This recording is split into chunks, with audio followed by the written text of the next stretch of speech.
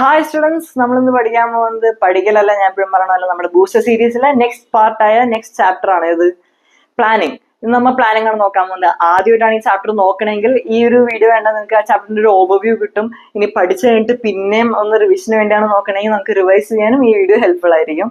So ഇന്ന് നമ്മൾ ഒരു ബിസിനസ് സ്റ്റാർട്ട് ചെയ്യാൻ പോവുകയാണ്. ഒരു ചാപ്റ്റർ, ഈ ഒരു ചാപ്റ്റർ പഠിക്കണമെങ്കിൽ, ലൈക്ക് എല്ലാ ചാപ്റ്ററും പഠിക്കണമെങ്കിൽ ഒരു എക്സാമ്പിൾ വെച്ച് പഠിച്ചാൽ കുറച്ചുകൂടി ഈസി ആയിരിക്കും. അപ്പൊ ഇന്ന് പ്ലാനിങ് പഠിക്കാനായിട്ട് നമ്മൾ ഒരു ബിസിനസ് സ്റ്റാർട്ട് ചെയ്യാൻ പോവുകയാണ്. ഓക്കെ, അപ്പൊ നമുക്ക് ഒരുമിച്ച് അങ്ങ് സ്റ്റാർട്ട് ചെയ്യാം. എന്താണ് പ്ലാനിങ്? പ്ലാൻ എന്ന് കേൾക്കുമ്പോൾ തന്നെ നിങ്ങൾക്ക് ഒരു ഐഡിയ ഉണ്ടാവും എന്തായിരിക്കും, കാരണം അതൊക്കെ നമ്മൾ ഡെയിലി യൂസ് ചെയ്യുന്ന ടേംസ് ഒക്കെയാണ്. അപ്പൊ പ്ലാൻ എന്ന് കേൾക്കുമ്പോൾ തന്നെ എന്താണെന്ന് നിങ്ങൾക്ക് ഒരു ഐഡിയ ഉണ്ടാവും. എന്താ, നമ്മളൊരു കാര്യം ചെയ്യുന്നതിന് മുമ്പ് അതിനെപ്പറ്റി എങ്ങനെയാണ് ചെയ്യേണ്ടത്, എന്താണ് ചെയ്യേണ്ടത്, എപ്പോഴാണ് ചെയ്യേണ്ടത് എന്നെല്ലാം തീരുമാനിക്കുന്നത് അതിനെയാണ് എന്ത് പറയുന്നത്, പ്ലാനിങ് എന്ന് പറയുന്നത്. അപ്പൊ പ്ലാനിങ് എന്ന് പറഞ്ഞാൽ എന്താ? Planning is the process of deciding in advance what to do, when to do, how to do. ഇതെല്ലാമാണ് പ്ലാനിങ്. പ്ലാനിങ് ചെയ്ത എന്താ ഗുണം? Planning bridges the gap between where we are and where we want to go. നമ്മൾ എവിടെയാണ് നിൽക്കുന്നതും and നമുക്ക് എവിടെയാണ് എത്തേണ്ടത്, അതിൻ്റെ ഇടയിലുള്ള ആ ഒരു ഗ്യാപ്പിനെ ബ്രിഡ്ജ് ചെയ്യും. ബ്രിഡ്ജ് ചെയ്യുന്ന വെച്ചാൽ എന്താ, അവിടെ ഒരു പാലിട്ട് തരും. നമുക്ക് എവിടെ എത്തേണ്ടതെന്ന് വെച്ചാൽ അവിടെ എത്താൻ വേണ്ടി നമ്മളെ ഹെൽപ്പ് ചെയ്യുന്നതാണ് planning. Planning bridges the gap between where we are and where we wish to go. Okay, അപ്പൊ ഇപ്പൊ തന്നെ നിങ്ങൾക്ക് പ്ലാനിങ്ങിനെ പറ്റി ഏകദേശം ഒരു ഫുൾ ഐഡിയ കിട്ടിയിട്ടുണ്ട്. ഇത് നമുക്ക് ബിസിനസ് സ്റ്റഡീസിലെ എല്ലാ ചാപ്റ്റർ പോലെ തന്നെ ഈ ഒരു ചാപ്റ്ററിലും ഇമ്പോർട്ടൻസ് പഠിക്കാനുണ്ട്, ഫീച്ചേഴ്സ് പഠിക്കാനുണ്ട്, ലിമിറ്റേഷൻസ് പഠിക്കാനുണ്ട്. നോക്കാം. നിങ്ങൾ ജസ്റ്റ് ലോജിക്കലി ഒന്ന് ആലോചിച്ച് നോക്കിയേ. ലോജിക്കലി ആലോചിച്ച് നോക്കിയേ. നിങ്ങളൊരു ബിസിനസ് സ്റ്റാർട്ട് ചെയ്യണം. അപ്പൊ ബിസിനസ് സ്റ്റാർട്ട് ചെയ്യുമ്പോൾ പ്ലാനിങ് എന്തിനാ വേണ്ടേ? ലൈക്ക് പ്ലാനിങ് ഇല്ലാണ്ട് ഒരു ബിസിനസ് സ്റ്റാർട്ട് ചെയ്താൽ എന്ത് പറ്റും? ആരെന്താണ് ചെയ്യേണ്ടത്? ഇപ്പൊ ഒരു ബിസിനസ് സ്റ്റാർട്ട് ചെയ്താൽ കുറെ എംപ്ലോയീസിനെയൊക്കെ എടുത്ത്, അപ്പൊ ആരെന്താണ് ചെയ്യേണ്ടത്, പിന്നെ എങ്ങനെയൊക്കെയാണ് ചെയ്യേണ്ടത്, ഇതെല്ലാം എങ്ങനെ കിട്ടണേ? കിട്ടൂലല്ലോ. നമ്മൾ ചെയ്യുമ്പോൾ തെറ്റി ഓരോരുത്തരും ലൈക്ക് റിസോഴ്സസ് ഒക്കെ വേസ്റ്റ് ആവുകയല്ലേ ഉള്ളൂ, കറക്റ്റ് ഒരു കോർഡിനേഷൻ ഒന്നും ഇല്ലാത്തതുകൊണ്ട്. പക്ഷെ പ്ലാനിങ് ഉണ്ടെങ്കിൽ നമ്മൾ അഡ്വാൻസ് ആയിട്ട് ഡിസൈഡ് ചെയ്യാണ്, ആ എംപ്ലോയി ഇത് ചെയ്യും, ഈ എംപ്ലോയി ഇത് ചെയ്യും, ഇവരെല്ലാവരോടും ഇങ്ങനെ ചെയ്യുമ്പോൾ നമ്മുടെ കോമൺ ഒബ്ജക്റ്റീവായ ഈ ഒബ്ജക്റ്റീവ് അച്ചീവ് ചെയ്യാൻ നമ്മളെ ഹെൽപ്പ് ചെയ്യും. മനസ്സിലായ? അപ്പൊ first importance provides direction. It provides direction for action and ensures that it provides direction for action and ensures that everyone in the organization works towards achieving objectives. So ഇവിടെ എന്താ പറയണേ? It provides direction for action. നമ്മൾ എന്ത് action ചെയ്യണേ അതിനൊരു direction തരും. നമ്മൾ ഇപ്പൊ ഒരു ഓർഗനൈസേഷനിൽ 5 പേര് വർക്ക് ചെയ്യണമെങ്കിൽ ആ 5 പേരും ആ ഓർഗനൈസേഷന്റെ ഗോൾ അച്ചീവ് ചെയ്യാൻ വേണ്ടി വർക്ക് ചെയ്യണ്ടേ. അങ്ങനെ എല്ലാവർക്കും ഒരു ഡയറക്ഷൻ കൊടുക്കുക ഒരു പ്ലാനിങ്.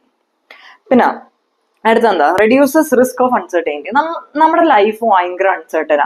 എന്താ നടക്കാൻ പോണേ, എപ്പോഴാ എന്താ നടക്കണേ ഒന്നും പറയാൻ പറ്റൂല. അതുപോലെ തന്നെയാണ് ബിസിനസ് നമ്മൾ തുടങ്ങുമ്പോൾ എന്തൊക്കെയാ വരാൻ പോണേ, എന്തൊക്കെ ടൈപ്പ് പ്രശ്നങ്ങളാണ് ഫേസ് ചെയ്യാൻ പോണേ, എങ്ങനെയൊക്കെ ഒരിക്കലും പ്രതീക്ഷിക്കാത്ത ടൈപ്പ് പ്രശ്നങ്ങളൊക്കെ ആയിരിക്കും നമ്മൾ ഫേസ് ചെയ്യാൻ പോണേ. അപ്പൊ ഇതൊക്കെ ഫുൾ അൺസർട്ടൈൻ എന്ന് പറയുമ്പോൾ എന്ത് വേണമെങ്കിലും വരാം, ഒട്ടും ഉറപ്പില്ല. അപ്പൊ ഈ പ്ലാൻ ചെയ്യുമ്പോൾ എന്താ ഗുണം? നമ്മ ഒരു കാര്യം പ്ലാൻ ചെയ്യുമ്പോൾ നമുക്ക് നേരത്തെ കിട്ടും, ഇങ്ങനെ ഒരു പ്രശ്നം വന്നൂടെ, നമ്മൾ ഇങ്ങനെ ചെയ്യുമ്പോൾ ഇങ്ങനെ ഒരു പ്രശ്നം അല്ലെങ്കിൽ അങ്ങനെ ഒരു പ്രശ്നം, ഈ ഒരു സൈഡിൽ നിന്നൊരു പ്രശ്നം വരൂലേ, ആ ഒരു സൈഡിൽ നിന്നൊരു പ്രശ്നം വരൂലേ, നമുക്കൊരു ഐഡിയ കിട്ടും. അപ്പൊ എന്താ, നമുക്ക് ഈ വരുന്ന പ്രോബ്ലംസിനൊന്നും ഒരിക്കലും ഇല്ലാണ്ടാക്കാം, ഒരിക്കലും റിമൂവ് ചെയ്യാനോ എലിമിനേറ്റ് ചെയ്യാനൊന്നും പറ്റൂല. പക്ഷെ ഈ വരുന്ന പ്രോബ്ലംസിനെല്ലാം ആന്റിസിപ്പേറ്റ് ചെയ്യാൻ പറ്റൂലേ, കുറച്ചുകൂടി ബെറ്റർ വേയിൽ ആന്റിസിപ്പേറ്റ് ചെയ്യാൻ പറ്റൂല. ലൈക്ക് ഇപ്പൊ ഒരു പ്രശ്നം വന്നിട്ട് ആ പ്രശ്നത്തിനെ പറ്റി നിനക്ക് നേരത്തെ അറിയാൻ പറ്റുമെങ്കിൽ നമുക്ക് എന്താ, അത് മര്യാദക്ക് നമുക്ക് കുറച്ചുകൂടി ബെനിഫിറ്റ് ഉള്ള പോലെ അപ്രോച്ച് ചെയ്യാൻ പറ്റും. അല്ലെങ്കിൽ നമുക്ക് കുറച്ചുകൂടി റിസ്ക് അല്ലെങ്കിൽ എന്താ, നമുക്കുള്ള ഹാം കുറയ്ക്കണ പോലെ നമുക്ക് അപ്രോച്ച് ചെയ്തുകൂടെ പറ്റും. അപ്പൊ പ്ലാൻ ഉള്ളതുകൊണ്ട് എന്താ, reduces risk of uncertainty. It helps in anticipating future. ഒരു minute. Okay. It helps in anticipating future events and changes and prepares the organization to deal with them effectively. അപ്പൊ ഇവിടെ എന്താ പറയണേ, ഫ്യൂച്ചർ കാണാനും ഫ്യൂച്ചറിൽ വരുന്ന പ്രശ്നം മനസ്സിലാക്കാനും പിന്നെന്താ, ഇതിനെല്ലാം ബെറ്റർ ആയിട്ട് ആന്റിസിപ്പേറ്റ് ചെയ്ത് ഇതെല്ലാം കറക്റ്റ് കോപ്പറേറ്റ് ചെയ്യാൻ പറ്റുന്ന പോലെ നമുക്ക് അഡ്ജസ്റ്റ് ചെയ്യാൻ പറ്റും എന്ത്, പ്ലാനിങ് ഉണ്ടെങ്കിൽ. അതുകൊണ്ട് എന്താ, ഒരു പ്രശ്നം വരുമ്പോൾ അതിന്റെ റിസ്ക് കുറയ്ക്കും. സിമ്പിൾ അല്ലേ? അപ്പൊ സെക്കൻഡ് പോയിന്റും ക്ലിയർ ആയില്ലേ? ഓക്കെ. ഇനി അടുത്താണ് reduces overlapping and wasteful activities എപ്പോഴാണ് തന്നെ, അല്ലെങ്കിൽ ഓവർലാപ്പിംഗ്. ഇപ്പൊ ഒരു ഓർഗനൈസേഷനിൽ നമ്മൾ ഒരു ബിസിനസ് സ്റ്റാർട്ട് ചെയ്ത് നമ്മുടെ ഓർഗനൈസേഷനിൽ 5 പേരുണ്ട്. അപ്പൊ 2 പേര് ഒരേ കാര്യം തന്നെ ചെയ്യുമ്പോൾ ഓവർലാപ്പിംഗ് ആണ് വരണേ. ചെയ്ത വർക്ക് തന്നെ പിന്നെയും ചെയ്യും, അല്ലെങ്കിൽ ചെയ്യാൻ ഉണ്ടാത്ത കാര്യങ്ങൾ പിന്നെയും ചെയ്യുമ്പോൾ റിസോഴ്സസ് എല്ലാം വേസ്റ്റ് ആവുകയാണ്. അപ്പൊ പ്ലാനിങ് ഉണ്ടെങ്കിൽ ഇത് റെഡ്യൂസ് ചെയ്യാൻ പറ്റുമോ? ഓവർലാപ്പിങ്ങും വേസ്റ്റ്ഫുൾ ആക്ടിവിറ്റീസ് എല്ലാം റെഡ്യൂസ് ചെയ്യാൻ പറ്റും. കാരണം നമ്മൾ മര്യാദക്ക് പ്ലാൻ ചെയ്ത് ഇവരോട് കമ്മ്യൂണിക്കേറ്റ് ചെയ്യുമ്പോൾ ഇവർക്ക് അറിയാൻ പറ്റും, അവൻ ഇതാണ് ചെയ്യാൻ പോണേ, ആ എംപ്ലോയി ഇതാണ് ചെയ്യാൻ പോണേ, ഈ എംപ്ലോയി ഇതാണ് ചെയ്യാൻ പോകേണ്ടത്, ഞാൻ അപ്പൊ ഇങ്ങനെയാണ് ചെയ്യേണ്ടത്, ഞങ്ങളുടെ അൾട്ടിമേറ്റ് ഒബ്ജക്റ്റീവ് ഇതാണ് ഞങ്ങളുടെ പ്ലാൻ എന്ന് പറഞ്ഞ് ഓരോരുത്തർക്കും ഒരു പ്ലാൻ, പിന്നെ എങ്ങനെയാണ് ചെയ്യേണ്ടതെന്നും കൂടി ഒരു പ്ലാൻ കൊടുത്താൽ എന്താ റിസോഴ്സസ് വേസ്റ്റ് ആവൂല, പിന്നെ ഒരാൾ ചെയ്ത് തന്നെ വേറെ ആൾ ചെയ്യൂല അല്ലേ? കറക്റ്റ് ഒരു ഐഡിയ ഉണ്ടെങ്കിൽ അങ്ങനെ നടക്കൂലേ? അപ്പൊ പ്ലാനിങ് എന്താ? Planning reduces overlapping and wasteful activities. Simple അല്ലേ? ഓക്കെ. ഇനി അടുത്താണ് പ്രൊമോട്ട്സ് ഇന്നോവേറ്റീവ് ഐഡിയാസ്. എന്താണ് ഈ പ്രൊമോട്ട്സ് ഇന്നോവേറ്റീവ് ഐഡിയാസ്?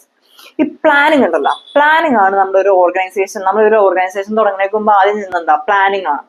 അപ്പൊ എന്താ പുതിയ ടൈപ്പ് ഐഡിയാസ് ഒക്കെ ഷേപ്പ് ആവും. ലൈക്ക് ഇതുവരെയായിട്ട് ചെയ്യാത്ത ടൈപ്പ് ഐഡിയാസ് ഒക്കെ നമുക്ക് ഇംപ്ലിമെന്റ് ചെയ്യാൻ പറ്റും. പക്ഷെ ഇതിനൊരു വലിയ റിസ്ക് കൂടി ഉണ്ട്. ഈ പല ടൈപ്പ് ഐഡിയാസ്, പല ഇന്നോവേറ്റീവ് ഐഡിയാസും വരും. ഈ ഒരു ഇന്നോവേറ്റീവ് ഐഡിയാസ് ബേസിലായിരിക്കും നമ്മുടെ ഓർഗനൈസേഷന്റെ ബാക്കി പെർഫോമൻസ്. അപ്പൊ ഈ ഒരു ബേസ് ആണ് ഈ പ്ലാനിങ് തന്നെ അലമ്പായാൽ നമ്മുടെ ഓർഗനൈസേഷന്റെ ഫംഗ്ഷനിങ് മൊത്തം അലമ്പാവും. അതുകൊണ്ട് പ്ലാനിങ് പ്രൊമോട്ട്സ് ഇന്നോവേറ്റീവ് ഐഡിയാസ്, പക്ഷെ അതിനും റിസ്ക് ഉണ്ട്. It encourages new ideas and innovations which lead to growth and prosperity. അപ്പൊ ന്യൂ ഐഡിയാസും ഇന്നോവേഷൻസ് എല്ലാം എൻകറേജ് ചെയ്യും, അതുകൊണ്ട് ഗ്രോത്തും പ്രോസ്പെരിറ്റി എല്ലാം ഉണ്ടാവും. ഇനി അടുത്തത് ഫെസിലിറ്റേറ്റ്സ് ഡിസിഷൻ മേക്കിംഗ്.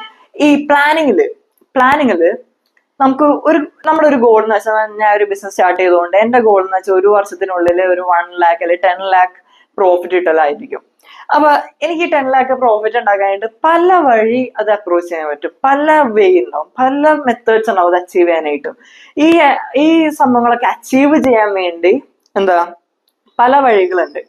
ഇതിൽ ഏത് വഴിയാണ് എനിക്ക് നല്ലത്, ഇതിൽ ഏതാണ് എഫക്റ്റീവ്, ഇതിൽ ഏതാണ് എഫിഷ്യന്റ് എന്നെല്ലാം നോക്കി നമ്മൾ ഡിസൈഡ് ചെയ്യണം. അപ്പൊ പ്ലാനിങ് എന്താ? It facilitates decision making. നമ്മളെ ഡിസിഷൻ എടുക്കാൻ നമ്മളെ ഫെസിലിറ്റേറ്റ് ചെയ്യും. മനസ്സിലായില്ലേ? ക്ലിയർ അല്ലേ? ഇനി അടുത്തതാണ് establishes standards four controlling. Establishes standards four controlling. ഇതിന്റെ മീനിങ് എന്താ സംഭവം? ഇതെന്താ മീൻ ചെയ്യണേ? നമ്മളൊരു ഓർഗനൈസേഷന്റെ ഗോൾ വെച്ച് ആ ഗോളിലേക്ക് പല രീതിയിൽ അപ്രോച്ച് ചെയ്യാം. നമ്മളപ്പോ ഈ ഒരു വഴിയാണ് ഈ ഒരു മെത്തേഡിൽ കൂടെയാണ് അപ്രോച്ച് ചെയ്യുള്ളൂ എന്ന് പറഞ്ഞ് സ്റ്റാർട്ട് ചെയ്തു.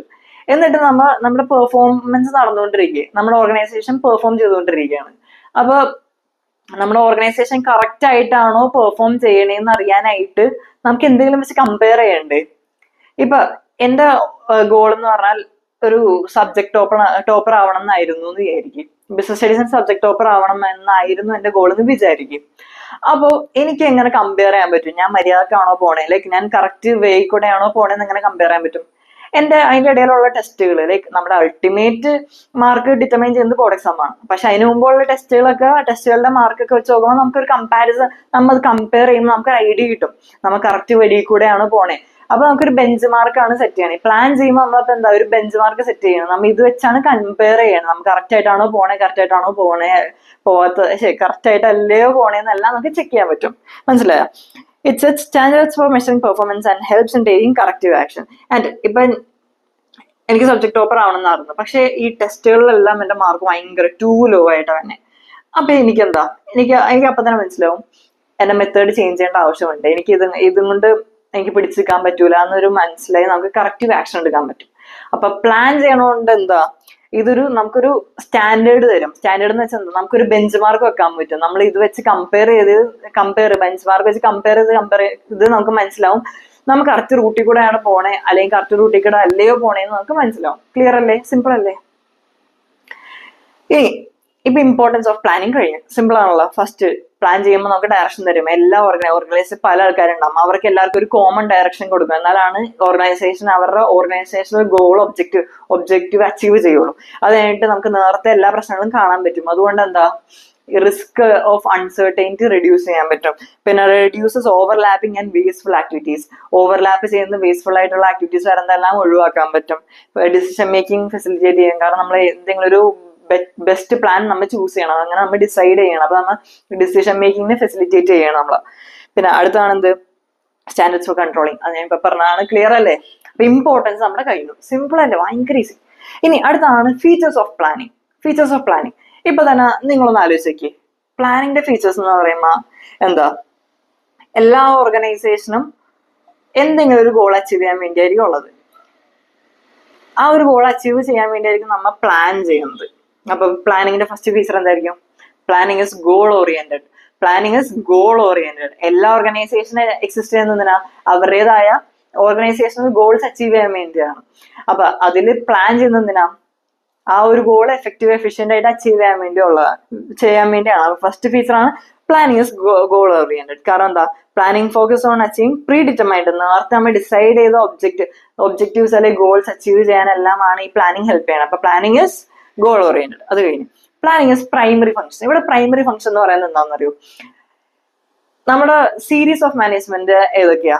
മാനേജ്മെന്റിലുള്ള സീരീസ് എന്തൊക്കെയാ? Planning, organising, staffing, directing, controlling. ഇതിലെല്ലാത്തിലും ഫസ്റ്റ് ഫംഗ്ഷൻ ഏതാ? ഫംഗ്ഷൻസ് ഓഫ് മാനേജ്മെന്റിലെ ഫസ്റ്റ് ഫംഗ്ഷൻ എന്താ? പ്ലാനിങ് അല്ലേ? അപ്പൊ പ്ലാനിങ് ആണ് നമ്മുടെ primary function. It is a first function of management and lays base for other functions. പ്ലാനിങ്ങിൽ നമ്മൾ എന്തൊക്കെയാണോ തീരുമാനിക്കണേ അത് ബേസ്ഡ് ആണ് നമ്മുടെ ബാക്കി സംഭവങ്ങളെല്ലാം. ഓർഗനൈസിങ് ആയാലും, സ്റ്റാഫിങ് ആയാലും, ഡയറക്ടിങ് ആയാലും, കൺട്രോളിങ് ആയാലും, ഇതെല്ലാം എന്താ, ഈ നമ്മൾ പ്ലാൻ ചെയ്യുന്നതിന് അക്കോർഡിംഗ് ആണ്. ക്ലിയർ അല്ലേ? സിമ്പിൾ അല്ലേ? മനസ്സിലായില്ലേ? അപ്പൊ പ്ലാനിങ് ആണ് ഫസ്റ്റ് ഫംഗ്ഷൻ. അതുകൊണ്ട് planning is A primary function. ഈ പ്ലാനിങ് ആണ് ബാക്കി ഫംഗ്ഷൻസിന്റെ റോൾ എല്ലാം ഡിസൈഡ് ചെയ്യലെല്ലാം നമ്മുടെ പ്രീ ഡിറ്റർമൈൻഡ് പ്ലാൻ അനുസരിച്ചായിരിക്കും. അപ്പൊ അതും കഴിഞ്ഞു. ഇനി അടുത്താണ് പേഴ്സ്. നമ്മൾ മാനേജ്മെന്റിന്റെ ബിസിനസ് സ്റ്റഡീസിന്റെ ഫസ്റ്റ് ചാപ്റ്റർ ആയ നേച്ചർ ആൻഡ് സിഗ്നിഫിക്കൻസ് ഓഫ് മാനേജ്മെന്റിലെ പേഴ്സീവ് എന്താന്ന് പറഞ്ഞത്.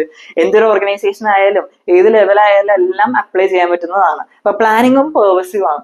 ഏത് ഓർഗനൈസേഷൻ ആയാലും, ബിസിനസ് ആയാലും, നോൺ ബിസിനസ് ആയാലും, പ്രോഫിറ്റ് മോട്ടീവ് ആയാലും, പ്രോഫിറ്റ് മോട്ടീവ് അല്ലെങ്കിലും, സോഷ്യൽ മോട്ടീവ് ആണെങ്കിലും, എന്ത് ബിസിനസ് ആയാലും, ലാർജ് ആയാലും സ്മോൾ ആയാലും, പിന്നെ ഇപ്പൊ ലെവൽസ് നോക്കിയാൽ തന്നെ ടോപ്പ് ലെവൽ ആയാലും, മിഡിൽ ലെവൽ ആയാലും, മറ്റേ ഓപ്പറേഷൻ ലെവൽ ആയാലും, ഏതായാലും അവിടെ പ്ലാനിങ് വേണം. It is required at all levels of management and in all departments. എല്ലാ ഡിപ്പാർട്ട്മെന്റ്സിലും, എല്ലാ ഓർഗനൈസേഷനിലും, എല്ലാ ലെവൽസിലും പ്ലാനിങ് വേണം. ടോപ്പ് ലെവൽ മാനേജ്മെന്റ് ആർക്ക് വേണ്ടി പ്ലാൻ ചെയ്യും? ഹോൾ ഓർഗനൈസേഷന് വേണ്ടി പ്ലാൻ ചെയ്യും. മിഡിൽ ലെവൽ മാനേജ്മെന്റ് ആർക്ക് വേണ്ടി പ്ലാൻ ചെയ്യും? എന്താ, ആർക്ക് വേണ്ടി പ്ലാൻ ചെയ്യും? കമന്റ് ചെയ്യും. എന്നിട്ട് നമ്മുടെ സൂപ്പർവൈസറി മാനേജ്മെന്റ് ആർക്ക് വേണ്ടിയാ? ഡേ ടു ഡേ വർക്കിങ്ങിന് വേണ്ടിയുള്ളതാണ് ആര് പ്ലാൻ ചെയ്യണേ? സൂപ്പർവൈസറി മാനേജ്മെന്റ് ഒക്കെ പ്ലാൻ ചെയ്യുന്നത്. അപ്പൊ പ്ലാനിങ് പേഴ്സീവ് ആണെന്ന് മനസ്സിലായി. ഇനി അടുത്താണ് കണ്ടിന്യൂസ് ആണ് പ്ലാനിങ്. ഞാൻ ഇപ്പൊ ഇന്നൊരു പ്ലാൻ ഉണ്ടാക്കി, ആ ഒരു പ്ലാൻ നമുക്ക് ഗോൾ അച്ചീവ് ചെയ്യുമ്പോൾ തീർന്ന്. ഇപ്പൊ നമ്മൊരു 1 മന്തിലേക്ക് നമ്മുടെ ഗോൾ അച്ചീവ് ചെയ്യാൻ 12 മന്ത്സ് വർക്ക് ചെയ്യണം. നമ്മൾ 1 മന്തിലേക്കുള്ള പ്ലാൻ ഉണ്ടാക്കി. ആ ഒരു 1 മന്ത് കഴിഞ്ഞാൽ പ്ലാനിങ് തീർന്നില്ല, നമ്മൾ അടുത്ത പ്ലാൻ ഡെവലപ്പ് ചെയ്യും. Planning is continuous. പ്ലാനിങ് ഒരിക്കലും നിൽക്കുന്നില്ല. നമ്മുടെ ഓർഗനൈസേഷൻ എത്രത്തോളം ലൈഫ് ലോങ് ജീവിക്കും, മീൻസ് എത്രത്തോളം ലൈഫ് ഉണ്ട് അത്ര നാൾ പ്ലാനിങ്ങും ചെയ്യും. It is continuous process. One plan is followed by another. ഒരു പ്ലാൻ തീർന്നാൽ അടുത്ത പ്ലാൻ ഡെവലപ്പ് ചെയ്യും. ആ പ്ലാൻ തീർന്നാൽ അടുത്ത പ്ലാൻ പിന്നെ ഡെവലപ്പ് ചെയ്ത് നടന്നുകൊണ്ടിരിക്കും. Planning is continuous. ഇനി ഫ്യൂച്ചറിസ്റ്റിക്. നിങ്ങളൊന്ന് ആലോചിച്ച് നോക്കി, നമ്മുടെ പ്ലാനിങ് ചെയ്യുന്നതിനാ കഴിഞ്ഞ പോയ കാര്യങ്ങൾ നോക്കാനാണോ? അല്ല, ഫ്യൂച്ചറിലുള്ള കാര്യങ്ങൾ നോക്കാൻ വേണ്ടിയാണ് എന്തുള്ളത്? പ്ലാനിങ് ചെയ്യുന്നത്. ഫ്യൂച്ചറിൽ എന്തൊക്കെ വരാം, ഫ്യൂച്ചറിൽ എങ്ങനെ ഗ്രോ ചെയ്യാം എന്നെല്ലാം നോക്കാൻ വേണ്ടിയാണ് നമ്മൾ പ്ലാൻ ചെയ്യണേ. അപ്പൊ പ്ലാനിങ് എന്താ? ഫ്യൂച്ചറിസ്റ്റിക് അല്ലേ? അതാണ് ഇവിടെ പറയണേ. It looks ahead, anticipates future and is based on forecasting. അടുത്താണ് involves decision making. Involves decision making നമ്മൾ ഇപ്പൊ തന്നെ എവിടെയോ കേട്ടില്ലായിരുന്ന? ഇമ്പോർട്ടൻസ് ഓഫ് മാനേജ്മെന്റിലും കേട്ടില്ലായിരുന്ന? സെയിം സംഭവം. It involves choice from among various alternative. പല ഓൾട്ടർനേറ്റീവ്സ് ഉണ്ടാവും നമുക്ക് അച്ചീവ് ചെയ്യാൻ വേണ്ടി. മീൻസ് പല ഓൾട്ടർനേറ്റീവ് വേസ് ഉണ്ടാവും നമുക്ക് ഒരു ഗോൾ അച്ചീവ് ചെയ്യാൻ വേണ്ടി. അതിലൊരു ബെസ്റ്റ് വേ ഡിസൈഡ് ചെയ്യണം. അങ്ങനെ എന്താ? It involves decision making. അപ്പൊ അടുത്തത് പ്ലാനിങ് എന്താ? മെന്റൽ എക്സസൈസ് അല്ലേ? നമ്മ മൈൻഡിലല്ലേ പ്ലാൻ ചെയ്യണേ? നമ്മുടെ ഇൻറ്റ്യൂഷൻസും നമ്മുടെ തിങ്കിങ് എല്ലാം യൂസ് ചെയ്തല്ലേ നമ്മൾ പ്ലാൻ ചെയ്യണേ? നമ്മൾ ജഡ്ജ് ചെയ്ത് മൈൻഡൊക്കെ യൂസ് ചെയ്തിട്ടല്ലേ പ്ലാൻ ചെയ്യണേ? അപ്പൊ പ്ലാനിങ് എന്താ? Planning is a mental exercise. Planning is a mental exercise. Simple അല്ലേ? ക്ലിയർ? പ്ലാനിങ്ങിന് ബെനിഫിറ്റ്സ് മാത്രമാണോ ഉള്ളത്? അല്ല, പ്ലാനിങ്ങിന് ലിമിറ്റേഷൻസും ഉണ്ട്. ലിമിറ്റേഷൻസ് എന്താണെന്ന് വെച്ചാൽ leads to rigidity. Plans may become inflexible and managers may not adapt to changes. ഇതിന്റെ ഒരു സിമ്പിൾ ആക്കി പറഞ്ഞാൽ, നമ്മളൊരു പ്ലാൻ ഡെവലപ്പ് ചെയ്ത് ആൻഡ് ആ പ്ലാൻ ചിലപ്പോൾ മാനേജേഴ്സ് ആ പ്ലാൻ സിറ്റുവേഷൻസ് ചേഞ്ച് ആയപ്പോൾ മാനേജേഴ്സിന് ആ ഒരു പ്ലാൻ ചേഞ്ച് ചെയ്യാനുള്ള പൊസിഷൻ അല്ല എന്ന് വിചാരിച്ചു. ആ ഒരു കേസിൽ എന്താ, ഇറ്റ് ലീഡ്സ് ടു റിജിഡിറ്റി. ഇപ്പൊ നമ്മുടെ ബിസിനസ് വർക്ക് ചെയ്യുന്ന എന്താ എൻവയൺമെന്റ് ഡൈനാമിക് ആണ്. അപ്പൊ എപ്പോഴും മാറിക്കൊണ്ടിരിക്കും. ആ ഒരു സിറ്റുവേഷനിൽ നമ്മൊരു പ്ലാൻ വെച്ച് തന്നെ പോയിക്കൊണ്ടിരിക്കണം. പക്ഷെ സിറ്റുവേഷൻ മാറി. അപ്പോൾ നമ്മുടെ മാനേജേഴ്സ് അതിനനുസരിച്ച് കോപ്പറേറ്റ് ചെയ്ത് അതിനനുസരിച്ച് ആ ഒരു സിറ്റുവേഷൻ അനുസരിച്ച് ചേഞ്ച് ചെയ്തില്ലെങ്കിൽ എന്താ, planning may lead to rigidity. Okay, ഇനി അടുത്തത് may not work in dynamic environment. നേരത്തെ പറഞ്ഞ പോലെ തന്നെ എൻവയൺമെന്റൽ changes are difficult to force accurately. നിങ്ങൾ ഒരിക്കലും ഈ ഒരു ഡെഫിനിഷൻസ് നോക്കേണ്ടത് നമ്മൾ ജസ്റ്റ് ഒന്ന് ഓർത്തെടുക്കാൻ വേണ്ടി മാത്രം. May not work in dynamic environment, ഞാൻ നേരത്തെ എന്താ പറഞ്ഞത്, നമ്മുടെ എൻവയൺമെന്റ് എപ്പോഴും ചേഞ്ചിങ് ആണ്, എപ്പോഴും ചേഞ്ച് ചെയ്തുകൊണ്ടിരിക്കും. അപ്പൊ ഈ ചേഞ്ച് ചെയ്തുകൊണ്ടിരിക്കുന്ന എൻവയൺമെന്റിൽ നമ്മളൊരു ഫിക്സ്ഡ് ആയിട്ട് ഒരു പ്ലാൻ അങ്ങ് ഇട്ടാൽ നമ്മുടെ എൻവയൺമെന്റ് ചേഞ്ച് ആകുമ്പോൾ നമ്മൾ നമ്മുടെ പ്ലാൻ നോക്കി പോയും എൻവയൺമെന്റ് വേറെ ഒഴിക്കും പോയാൽ എന്താ, ബിസിനസ് എൻവയൺമെന്റ് എന്താ, നമ്മുടെ ഓർഗനൈസേഷൻ വർക്ക് ചെയ്യണ ഒരു അറ്റ്മോസ്ഫിയർ, ആ എൻവയൺമെന്റിൽ ആരൊക്കെ ഉണ്ട്, കസ്റ്റമേഴ്സ് ഉണ്ട്, നമ്മുടെ സ്റ്റേക്ക് ഹോൾഡേഴ്സ് ആയ ബാക്കി ആൾക്കാരെല്ലാം ഉണ്ട്. അപ്പൊ നമ്മ ഒരു പ്ലാൻ ഇട്ട് ആ ഒരു പ്ലാൻ തന്നെ ഫോളോ ചെയ്ത് പോയി. പക്ഷെ നമ്മുടെ ബിസിനസ് എൻവയൺമെന്റ് ചേഞ്ച് ആയാൽ നമ്മ ഒരിക്കലും ബിസിനസ് എൻവയൺമെന്റ് അഡാപ്റ്റ് ചെയ്തില്ലെങ്കിൽ നമ്മ ഒരിക്കലും ഗ്രോ ചെയ്യൂല. അപ്പൊ ഈ planning may not work in dynamic environment. അതുകൊണ്ട് പ്ലാനിങ് എപ്പോഴും ഒരു ഡൈനാമിക് എൻവയൺമെന്റിൽ വർക്ക് ചെയ്യുമെന്ന് ഉറപ്പില്ല. അടുത്താണ് റെഡ്യൂസസ് ക്രിയേറ്റിവിറ്റി. ഈ പ്ലാനിങ് മോസ്റ്റ്ലി ഓർഗനൈസേഷൻ, എല്ലാ ഓർഗനൈസേഷനും ഒരു 99% ഓർഗനൈസേഷനും പ്ലാനിങ് ചെയ്യുന്നത് ടോപ്പ് ലെവൽ ആൾക്കാരാണ്, ടോപ്പ് ലെവൽ മാനേജേഴ്സ് ആണ്. അപ്പൊ ഈ ടോപ്പ് ലെവൽ മാനേജേഴ്സ് പ്ലാൻ ചെയ്യുമ്പോൾ ആ ഒരു ഓർഗനൈസേഷൻ തന്നെ ലോവർ ലെവലിൽ അതിൽ കൂടുതൽ, ലൈക്ക് നമ്മുടെ സൂപ്പർവൈസറി മാനേജ്മെന്റ് അതിലൊക്കെ കൂടുതൽ ആൾക്കാരുണ്ടാവും. കൂടുതൽ ആൾക്കാരും മിഡിൽ ലെവൽ മാനേജ്മെന്റിലൊക്കെ അതിനേക്കാളും കൂടുതൽ ആൾക്കാരൊക്കെ ഉണ്ടാവും. ഈ ഓരോ ആൾക്കാർക്കും ഓരോ കേപ്പബിലിറ്റീസും ഓരോ പവർ, ഓരോരോ തോട്ട്സ്, ഓരോരോ മൈൻഡ് സെറ്റ് ഒക്കെ ആയിരിക്കും. പക്ഷെ ഈ ഡിസിഷൻസും പ്ലാനിങ് ഒക്കെ ഉണ്ടാക്കുന്നവരാ ടോപ്പ് ലെവൽ മാനേജ്മെന്റ് ആണ്. അപ്പൊ ഇവിടെ ക്രിയേറ്റിവിറ്റി കുറയും. കാരണം എന്താ, ലോവർ ലെവൽ മാനേജ്മെന്റ് ചിലപ്പോൾ ലോവർ ലെവൽ മാനേജ്മെന്റിലുള്ള ആൾക്ക് ചിലപ്പോൾ ടോപ്പ് ലെവലുള്ള മാനേജ്മെന്റിലുള്ള ആളെക്കാളും ഒക്കെ കഴിവും ഒക്കെ ഉണ്ടാകും. പക്ഷെ ഇതൊന്നും കൺസിഡർ ചെയ്യൂല. ഇവിടെ ആകെ പ്ലാൻ ചെയ്യുന്നവരാ ടോപ്പ് ലെവൽ മാനേജർ. അപ്പൊ ഇവിടെ ബാക്കിയുള്ളവരുടെ ക്രിയേറ്റിവിറ്റി റെഡ്യൂസ് ആവുകയാണ്. ഇവര് ജസ്റ്റ് ടോപ്പിലുള്ളവർ പറയുന്ന പ്ലാൻസ് ഫോളോ ചെയ്ത് പോവുള്ളൂ. അവർക്ക് എന്തെങ്കിലും ഒരു ഐഡിയാസ് ഉണ്ടെങ്കിലും അത് സപ്രസ്ഡ് ആയിരിക്കും. അതിപ്പോ ചിലപ്പോൾ പറയാൻ പറ്റൂല, ചിലപ്പോൾ പറഞ്ഞാലും കാര്യമില്ല. അപ്പൊ ഈ മോളിൽ നിന്ന് തന്നെ, ലൈക്ക് ടോപ്പ് ലെവലിൽ നിന്ന് വരുന്ന ഓർഡേഴ്സ് ഫോളോ ചെയ്ത് അവര് പിന്നെ അവർക്ക് ഓരോ മൈൻഡ്സ്, അവരുടെ പ്ലാൻസ് ഒക്കെ ഉണ്ടാവും. അവരതെല്ലാം ഡ്രോപ്പ് ചെയ്ത് അവർ ഈ പറയുന്നത് മാത്രം ഫോളോ ചെയ്ത് അവരുടെ ആ ഒരു ക്രിയേറ്റിവിറ്റി റെഡ്യൂസ് ആവും. പിന്നെ ഇൻവോൾവ്സ് ഹ്യൂജ് കോസ്റ്റ്. ഈ പ്ലാൻ ചെയ്യുമ്പോൾ നമുക്ക് നല്ല ടൈം കൺസ്യൂമിങ് ആയിരിക്കും. പിന്നെ മര്യാദക്ക് പ്ലാൻ ചെയ്യാനൊക്കെ ആയിട്ട് സയന്റിഫിക് ഡിവൈസസ് ഒക്കെ യൂസ് ചെയ്യും. ലൈക്ക് ഇപ്പൊ ഒരു വെതർ ഫോർകാസ്റ്റിംഗ് ഒക്കെ നോക്കുകയാണെങ്കിൽ അതിൻ്റെതായ അനുസരിച്ച് ഡിവൈസസ് എല്ലാം വാങ്ങിക്കേണ്ടി വരും. അപ്പൊ ടൈം ആയാലും കോസ്റ്റ് ആയാലും പ്ലാൻ ചെയ്യുമ്പോൾ ഉണ്ടാവുന്ന മണി കോസ്റ്റ് ആയാലും ടൈം കോസ്റ്റ് ആയാലും കുറച്ച് കൂടുതലായിരിക്കും. അപ്പൊ ഇൻവോൾവ്സ് ഹ്യൂജ് കോസ്റ്റ്. ഈ പ്ലാൻ ചെയ്യുന്ന ടൈമിൽ തന്നെ ഇപ്പൊ വലിയ വലിയ ഓർഗനൈസേഷനിൽ മാനേജേഴ്സ് എല്ലാവരും കൂടെയും കൂട്ടി ഒരു ബോർഡ് മീറ്റിംഗ് ഒക്കെ നടത്തും. ആ ടൈമിൽ ഫാൻ ഇടും, AC ഇടും, ലൈറ്റ് ഇടും, ഇലക്ട്രിസിറ്റി പോവുകയാണ്. പിന്നെ ഇവരുടെ എല്ലാവരുടെയും ടൈമും പോവുകയാണ്. മനസ്സിലായോ? അങ്ങനെ ഇൻവോൾവ്സ് ഹ്യൂജ് കോസ്റ്റ്. പിന്നെ ഈ ചെറിയ ഓർഗനൈസേഷനിൽ ഈ പ്ലാൻ ചെയ്യുമ്പോൾ ഉണ്ടാവുന്ന ഹ്യൂജ് കോസ്റ്റ് കാരണം ഇവർക്ക് ഈ ഉണ്ടാവുന്ന കോസ്റ്റ് ഒരിക്കലും പ്രോഫിറ്റിൽ നിന്ന് എടുക്കാൻ പറ്റുമോ? ഇല്ല. ഈ ചെറിയ ഓർഗനൈസേഷനിൽ ഉണ്ടാവുന്ന കോസ്റ്റ് ഇവരുണ്ടാക്കുന്ന പ്ലാനിൽ നിന്നുള്ള നമ്മുടെ ബെനിഫിറ്റ് കൊണ്ട് നമുക്ക് ഒരിക്കലും ഓവർകം ചെയ്യാൻ പറ്റൂല. അടുത്തത് ടൈം കൺസ്യൂമിങ് ആണ്. നമ്മൾ നേരത്തെ ഉള്ള സെയിം പോയിന്റ് തന്നെയാണ്, പക്ഷെ just separate time consuming process. Plans take time to prepare, leaving less time for implementation. Okay, plans ഉണ്ടാക്കാൻ നല്ല ടൈം എടുക്കും പ്ലാനൊക്കെ ഉണ്ടാക്കാം. കാരണം എവിടെയെങ്കിലും തെറ്റിയാൽ പിന്നെ പണിപാടി. അതുകൊണ്ട് ഒരു പ്ലാനൊക്കെ ഉണ്ടാക്കുമ്പോൾ എപ്പോഴും കുറെ ആലോചിച്ച് കുറെ കാര്യങ്ങളൊക്കെ നോക്കിയിട്ടൊക്കെ ആയിരിക്കും പ്ലാൻസ് ഉണ്ടാക്കണേ. അപ്പൊ അവസാനം ഈ പ്ലാനൊക്കെ ഉണ്ടാക്കി കഴിയുമ്പോൾ ശരിക്കുള്ള ആക്ഷൻ നടത്താനായിട്ട് ബാക്കി ടൈം ഉണ്ടാവൂല. മനസ്സിലായോ? അപ്പൊ ടൈം കൺസ്യൂമിങ് പ്രോസസ് ആണ് പ്ലാനിങ്. ഇനി അടുത്താണ് നോ ഗ്യാരണ്ടി ഓഫ് സക്സസ്. ഒരിക്കലും പ്ലാൻ ചെയ്തെന്ന് പറഞ്ഞ് ആ ഒരു ഓർഗനൈസേഷൻ ഗ്രോ ചെയ്യോ അതോ സക്സസ്ഫുൾ ആവുമെന്നൊന്നും ഉറപ്പില്ല. Success depends on proper implementation and many uncontrollable factors. Success എപ്പോഴും ഡിപ്പെൻസ് ഓൺ പ്രോപ്പർ ഈ ഉണ്ടാക്കുന്ന പ്ലാൻസ് പ്രോപ്പറായിട്ട് ഇംപ്ലിമെന്റ് ചെയ്താലും ആൻഡ് ബാക്കി നമുക്ക് കൺട്രോൾ ചെയ്യാൻ പറ്റാത്ത ഫാക്ടേഴ്സിനെല്ലാം ഡിപ്പെൻഡ് ചെയ്താണ് ഒരു ഓർഗനൈസേഷന്റെ സക്സസ് എല്ലാം ഇരിക്കുന്നത്. അപ്പൊ ആ ഒരു പോയിന്റും ക്ലിയർ ആയില്ലേ? സക്സസ് ഉണ്ടാവും, പ്ലാൻ ചെയ്തെന്ന് പറഞ്ഞാൽ ഒരിക്കലും സക്സസ് ഉണ്ടാവില്ല, പക്ഷെ പ്ലാനിങ് വരെയൊക്കെ ഇംപ്ലിമെന്റ് ചെയ്ത ഗ്രോത്ത് എല്ലാം ഉണ്ടാവും. ഇനി നമ്മുടെ പ്ലാനിങ്ങിൽ കുറച്ച് പ്രോസസ്സ് ഉണ്ട്. പ്ലാനിങ് പ്രോസസ്സ് എന്ന് പറയുമ്പോൾ അതിൽ കുറച്ച് സ്റ്റെപ്സ് ഉണ്ട്. എന്താണ് നമ്മ ഇനിയാണ് ഒരു ബിസിനസ് സ്റ്റാർട്ട് ചെയ്യാൻ പോകുന്നത്. ഓക്കെ, ഇനിയാണ് നമ്മളൊരു ബിസിനസ് സ്റ്റാർട്ട് ചെയ്യാൻ പോകുന്നത്. ഞാൻ ഒരു ബിസിനസ് സ്റ്റാർട്ട് ചെയ്ത് എന്റെ ഒബ്ജക്റ്റീവ് എന്താ? 1 month 10 lakhs പ്രോഫിറ്റ് ഉണ്ടാക്കണം എന്നാണ് എന്റെ ഒബ്ജക്റ്റീവ്. അല്ലെങ്കിൽ അത് വിടും, നമുക്ക് എല്ലാവർക്കും റിലേറ്റബിൾ ആയിട്ടൊരു നമ്മുടെ ഗോൾ എന്ന് പറഞ്ഞാൽ ബോർഡ് എക്സാമിന് ബിസിനസ് സ്റ്റഡീസിന് 100ൽ 100 വാങ്ങിക്കുന്നതാണ് നമ്മുടെ ഗോൾ. ഓക്കെ, അപ്പൊ ഫസ്റ്റ് നമ്മൾ ഗോൾ സെറ്റ് ചെയ്യണം. എന്താ? Setting objectives.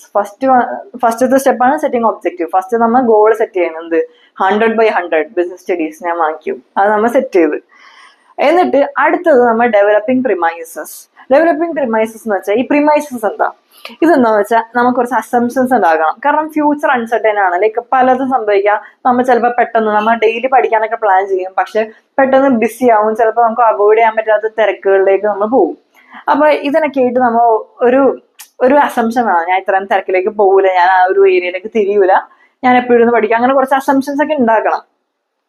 എന്നിട്ട് നമുക്ക് വേണമെങ്കിൽ ജസ്റ്റ് 2 എക്സാമ്പിൾ പറയുന്നതാണ്. 100ൽ 100 വാങ്ങിക്കാനായിട്ട് വേണമെങ്കിൽ 3 വേസ് ഉണ്ട്. രാവിലെ മാത്രം എഴുന്നേറ്റിരുന്ന് പഠിക്കാം, രാത്രി ഫുൾ ഉറങ്ങാണ്ടിരുന്ന് പഠിക്കാം, അല്ലെങ്കിൽ രാവിലെ രാത്രിയും ഫുൾ ടൈം ഒരുമിച്ചിരുന്ന് പഠിക്കാം, ആകെ ഒരു 7 hours സ്ലീപ്പ്, അത് കഴിഞ്ഞാൽ ഫുൾ ടൈം പഠിക്കല്. അങ്ങനെ 3 വേസ് ഉണ്ട് നിങ്ങൾക്ക്. ആ വേസ് എങ്ങനെയൊക്കെയാണ് അച്ചീവ് ചെയ്യാൻ പറ്റും, അതെല്ലാം ഐഡന്റിഫൈ ചെയ്യലാണ് നമ്മുടെ 3rd സ്റ്റെപ്പ്. Identifying alternatives. ഒരു ഗോൾ അച്ചീവ് ചെയ്യാനായിട്ട് നമുക്ക് പല പല വേസ് ഉണ്ടാവും. ആ വേസ് അച്ചീവ് ചെയ്യാൻ ഐഡന്റിഫൈ ചെയ്യലാണ് നമ്മുടെ 3rd സ്റ്റെപ്പ്. അടുത്താണ് 4th വൺ, ഇവാലുവേറ്റിംഗ് ഓൾട്ടർനേറ്റീവ്സ്. എല്ലാ ഓൾട്ടർനേറ്റീവ് എന്ന് പറയുന്ന എന്താ ഇവിടെ വേസ് ഓഫ് ഡൂയിങ് അല്ലെങ്കിൽ വേസ് ഓഫ് അച്ചീവിങ് ഒരു ഗോൾ അച്ചീവ് ചെയ്യാനായിട്ട് പല വേസ് ഉണ്ടാവും. അപ്പൊ ഈ എല്ലാ വേസും നമ്മൾ ഇവാലുവേറ്റ് ചെയ്യണം. അപ്പൊ നമ്മൾ ഇവാലുവേറ്റ് ചെയ്യുമ്പോൾ ഒന്ന് ആലോചിച്ച് നോക്കി, രാവിലെ എഴുന്നേറ്റ് പഠിക്കുകയാണെങ്കിൽ ആ ഒരു ഉറക്കത്തില് മര്യാദ തലയിൽ കയറി വരില്ല, പിന്നെ അധികം ടൈം ഉണ്ടാവൂല. രാത്രി ഇരുന്ന് പഠിക്കുകയാണെങ്കിൽ ഉറക്കം വന്നിട്ട് ഉറങ്ങാൻ പറ്റാണ്ട് മീൻസ് ആ ഒരു ഗിൽട്ട് കാരണം നമ്മൾ ഇരുന്ന് പഠിക്കൂല. ലൈക്ക് ഇത്രയും നേരം പഠിച്ചില്ലല്ലോ, ഇനി പഠിച്ചിട്ട് എന്താ കാര്യം എന്നൊക്കെ പറഞ്ഞ ഓരോ ഗിൽട്ടൊക്കെ ഉണ്ടാവും. ആ ഒരു ഗിൽട്ടൊക്കെ കാരണം നമ്മൾ പഠിക്കൂല. രാവിലെ രാത്രിയും പഠിക്കുമ്പോൾ അത് കുറച്ചുകൂടി നല്ലതാണ്, കാരണം നമ്മൾ ഫുൾ ടൈം പ്രൊഡക്റ്റീവ് ആണ്. മനസ്സിലായ? അപ്പൊ അങ്ങനെ നമ്മൾ ഇവാലുവേറ്റ് ചെയ്തിട്ട് ഒരു ബെസ്റ്റ് മെത്തേഡ് എടുക്കണം, ബെസ്റ്റ് ഒരു ഓൾട്ടർനേറ്റീവ് എടുക്കണം. എന്നിട്ട് ഇനി അടുത്താണ് ബെസ്റ്റ് ഓൾട്ടർനേറ്റീവ്. അത് നമ്മൾ എടുത്ത്, അപ്പൊ ഫസ്റ്റ് നമ്മൾ എന്തായത് ഒബ്ജക്റ്റീവ് വെച്ച്, സെക്കൻഡ് വൺ നമ്മൾ പ്രിമൈസസ്, നമ്മൾ അധികം തിരക്കിലേക്കൊന്നും പോകില്ല, നമ്മൾ ഒരു അസംഷൻ ഉണ്ടാക്കി, അങ്ങനെ ഒരു അസംഷൻ വെച്ച്, ഇനി നമ്മൾ ഓൾട്ടർനേറ്റീവ്സ് എല്ലാം ഐഡന്റിഫൈ ചെയ്ത് എങ്ങനെയൊക്കെ നമുക്ക് അച്ചീവ് ചെയ്യാൻ പറ്റുന്ന ഒരു ഐഡിയ വെച്ച്, ഇനി എല്ലാം ഇവാലുവേറ്റും ചെയ്ത് നമ്മളൊരു ബെസ്റ്റ് ഐഡിയ എടുക്കുകയും ചെയ്തത്. ഇനി അടുത്താണ് നമ്മൾ ഈ പ്ലാനിങ് ഇംപ്ലിമെന്റ് ചെയ്യല്. ഇനി നമ്മൾ ഈ പ്ലാൻ ഇംപ്ലിമെന്റ് ചെയ്യണം. Put the plan into action. നമ്മൾ ഇത്രയും നേരം എല്ലാം പ്ലാൻ ചെയ്ത്, ഇനി നമ്മൾ ശരിക്കും ഇരുന്ന് പഠിക്കണം, രാവിലെ രാത്രിയും ഇരുന്ന് പഠിക്കണം. അതാണ് നമ്മുടെ പ്ലാനിങ്, അതാണ് നമ്മൾ ചൂസ് ചെയ്തേക്കുന്ന ഓൾട്ടർനേറ്റീവ് എങ്കിൽ നമ്മൾ അതുപോലെ ഫോളോ ചെയ്ത് അത് ഇംപ്ലിമെന്റ് ചെയ്യണം. അത് കഴിഞ്ഞിട്ട് ഉള്ള സ്റ്റെപ്പാണ് ഫോളോ അപ്പ് ആക്ഷൻസ്. നമ്മൾ എപ്പോഴും ഇത് ഫോളോ ചെയ്യണില്ലേ നമ്മൾ എപ്പോഴും ചെക്ക് ചെയ്തുകൊണ്ടിരിക്കണം. ആദ്യത്തെ ഒരു 5 ദിവസം പഠിച്ച് അത് കഴിഞ്ഞിട്ട് പിന്നെ ഫുൾ വെറുതെ നടന്നാൽ പിന്നെ നമുക്ക് ആ ഒരു ഗോൾ അച്ചീവ് ചെയ്യാൻ പറ്റില്ല. എപ്പോഴും നമ്മൾ ഫോളോ അപ്പ് ചെയ്യണം. നമ്മൾ പ്ലാൻ ചെയ്തേക്കണം ഒബ്ജക്റ്റീവ് അച്ചീവ് ചെയ്യാനായിട്ടുള്ള പ്ലാൻസ് നമ്മൾ വെച്ച് കമ്പയർ ചെയ്യണം. നമ്മുടെ ആക്ച്വൽ പെർഫോമൻസും നമ്മുടെ പ്ലാൻഡ് പെർഫോമൻസ് എല്ലാം കമ്പയർ ചെയ്തുകൊണ്ടിരിക്കണം. നമ്മൾ ശരിക്കും ചെയ്യുന്നതും നമ്മൾ ഇങ്ങനെയാണ് ചെയ്യേണ്ടതും പ്ലാൻ ചെയ്തതെല്ലാം കമ്പയർ ചെയ്യുമ്പോൾ നമ്മൾ എപ്പോഴും follow up action, monitor and review the plans to ensure that objectives are being. നമ്മൾ എപ്പോഴും മോണിറ്റർ ചെയ്തുകൊണ്ടിരിക്കണം, നമ്മൾ എപ്പോഴും റിവ്യൂ ചെയ്തുകൊണ്ടിരിക്കണം. നമ്മളെപ്പോഴും വർക്ക് ചെയ്യേണ്ടത് നമുക്ക് എപ്പോഴും ആ ഗോൾ അച്ചീവ് ചെയ്യാൻ പറ്റുമെന്ന് നമ്മൾ എപ്പോഴും ഫോളോ അപ്പ് ആക്ഷൻ വേണം. അതാണ് നമ്മുടെ പ്ലാനിങ് പ്രോസസ്സിലെ 7 സ്റ്റെപ്പ്. ക്ലിയർ അല്ലേ? ഈസി അല്ലേ? നിങ്ങൾക്കിപ്പോ ഞാൻ ഈ പറഞ്ഞ എക്സാമ്പിൾ എല്ലാവർക്കും റിലേറ്റബിൾ അല്ലേ? 100ൽ 100 വാങ്ങിക്കണം. അതിന് നമ്മൾ ആദ്യം ഒരു പ്രിമൈസസ് ഡെവലപ്പ് ചെയ്യണം, അതിനൊരു അസംഷൻ വെക്കണം. എന്നിട്ട് അതില് നമുക്ക് പല ഓൾട്ടർനേറ്റീവ്സ് ഉണ്ട്. വേണേ രാവിലെ ഇരുന്ന് പഠിക്കാൻ വേണ്ടി, രാത്രി മാത്രം ഇരുന്ന് പഠിക്കാൻ വേണ്ടി, രാവിലെ രാത്രി 2 ടൈം ഇരുന്ന് പഠിക്കുക. എന്നിട്ട് ഈ നമ്മളെ എല്ലാ ഓൾട്ടർനേറ്റീവ്സും ഇവാലുവേറ്റ് ചെയ്യണം. ഓരോന്നിനും ഓരോ പ്രശ്നങ്ങളുണ്ട്. ലൈക്ക് ഞാൻ രാവിലെ ഇരുന്നാലേ കൂടുതൽ പഠിക്കുള്ളൂ, ഞാൻ രാവിലെ ഇരുന്ന് ഒട്ടും പഠിക്കൂല, ഞാൻ രാത്രി ഇരുന്നാൽ കൂടുതൽ പഠിക്കും, ഞാൻ രാത്രി ഇരുന്ന് ഒട്ടും പഠിക്കൂല. അങ്ങനെ ഓരോരോ പ്രശ്നങ്ങളിലെല്ലാം ഇവാലുവേറ്റ് ചെയ്തിട്ട് നമ്മൾ അതിൽ നിന്നൊരു ബെസ്റ്റ് ഓൾട്ടർനേറ്റീവ്സ് ഡിസൈഡ് ചെയ്യണം, ബെസ്റ്റ് ഓൾട്ടർനേറ്റീവ് ചൂസ് ചെയ്യണം. അത് കഴിഞ്ഞിട്ട് എന്താ ചെയ്യണം, നമ്മൾ അത് ഇംപ്ലിമെന്റ് ചെയ്യണം, ആ ഒരു പ്ലാൻ ഇംപ്ലിമെന്റ് ചെയ്യണം. ആ ഒരു പ്ലാൻ ഇംപ്ലിമെന്റ് ചെയ്ത് കഴിഞ്ഞാൽ എന്താ, പിന്നെ നമ്മൾ അത് എപ്പോഴും ഫോളോ ചെയ്യാനില്ലെന്ന് ചെക്ക് ചെയ്തുകൊണ്ടിരിക്കണം. ഇതാണ് നമ്മുടെ പ്ലാനിങ് പ്രോസസ്. ഈസി അല്ലേ? ജസ്റ്റ് ഒരു 5 minutes അല്ലേ അത് പറയാനെടുത്തുള്ളൂ. അതും ജസ്റ്റ് മനസ്സിലാക്കി നമുക്ക് സ്വന്തം എഴുതാൻ പറ്റൂലേ? സിമ്പിൾ. ഇനി നമ്മൾ പഠിക്കാൻ പോകുന്നതാണ് ടൈപ്സ് ഓഫ് പ്ലാൻസ്. നമുക്ക് 2 ടൈപ്പ് ഓഫ് പ്ലാൻസ് ആണ് ഉള്ളത്. എന്താ? സ്റ്റാൻഡിങ് പ്ലാനും സിംഗിൾ യൂസ് പ്ലാൻസും. ഈ ഒരു നെയിമിൽ തന്നെ നിങ്ങൾക്ക് മനസ്സിലാവും എന്താണ് സംഭവം. സിംഗിൾ യൂസ് പ്ലാൻസ് എന്താ, ഒരാഴ്ച യൂസ് ചെയ്യാനുള്ള പ്ലാനാണ് സിംഗിൾ യൂസ് പ്ലാൻ എന്ന് പറയുന്നത്. ഇനി പിന്നെ സ്റ്റാൻഡിങ് പ്ലാൻ എന്തായിരിക്കും? എപ്പോഴും യൂസ് ചെയ്യാനുള്ള പ്ലാൻ, ലൈക്ക് റിക്കർ ചെയ്തുകൊണ്ടിരിക്കുന്ന പ്ലാനാണ് സ്റ്റാൻഡിങ് പ്ലാൻ എന്ന് പറയുന്നത്. ഇതിൽ രണ്ടിലും പെടാത്ത കുറച്ച് സാധനങ്ങളുണ്ട്. എന്താ? ഒബ്ജക്റ്റീവും സ്ട്രാറ്റജിയും. എന്താണ് ഒബ്ജക്റ്റീവ്? നമ്മളൊരു പ്ലാൻ ചെയ്യുന്നതിനാ ഒരു ഗോൾ അച്ചീവ് ചെയ്യാൻ വേണ്ടിയായിരിക്കും.